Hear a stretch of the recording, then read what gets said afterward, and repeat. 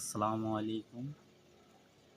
আপনাদের মাঝে এসেছি আজ গুরুত্ব একটা বিষয় নিয়ে আলোচনা করব। এই দেখেন, এইখানে চিরা এবং একটু পানি দিচ্ছি। এইটা কত বড় একটা উপকারী একটা জিনিস।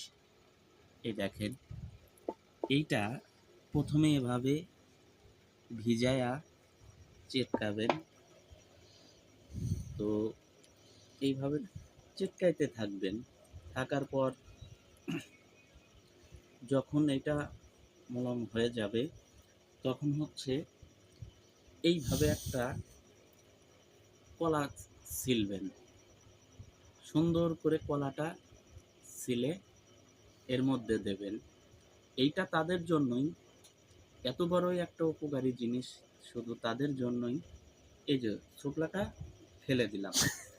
হ্যাঁ, তো এইটা, হ্যালো গাইস, এইটা এতটাই উপকারী যা আপনি আজকে নিজেই আশ্চর্য হয়ে যাবেন একটা বিষয়। তো কলাটা এইভাবে এইভাবে এভাবে করবেন, ফিনিশিং করে নেবেন। ফিনিশিং করে নেওয়ার পর এভাবে সম্পূর্ণ মতো চেটকাবেন, ফিনিশিং করে নেবেন। এক এক ধরনের এমনভাবে ফিনিশিং করবেন, এক ধরনের দইয়ের মতো হয়ে যাবে।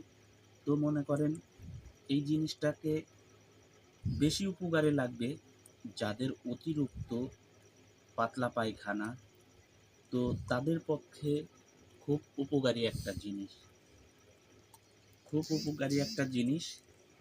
তো আপনি কোনো ডক্টরের কাছে যায়া আপনার ওষুধ খাইতে হবে না।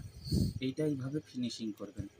ফিনিশিং করে সুন্দর মতো এইভাবে মিক্সচার করবেন। মিক্সচার করে আর আরেকটা বিষয় হচ্ছে, সেইটা না বললেই নয়।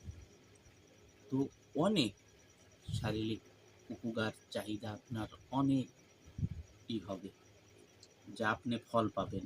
নিয়মিত এইগুলো আপনি যদি প্রতিদিন রাত্রে সেবন করতে পারেন, তো আপনি নিজেই বুঝতে পারবেন এটা কত বড় একটা উপকারী একটা জিনিস। আসলেও আমরা অনেকেই ডাক্তার, কবিরাজ অনেকজনের কাছেই যাই। এইটা আপনি মন করলে আপনি কিন্তু বাসায় তৈরি করতে পারবেন। আমি চিড়াটা ভিজাইছি, ভিজানোর পরে একটু ১ চিমটে লবণ দিছি, এতটুক পরিমাণ চিনি দিছি। চিনি দেওয়ার পর একটা কলা দিছি। কলা দেওয়ার পর দেখেন জিনিসটা কীরকম হয়ে গেছে, একদম ফিনিশিং হয়ে গেছে। তো ফিনিশিংটা হওয়ার পর এভাবে একটা চামিচ নিবেন। চামিচ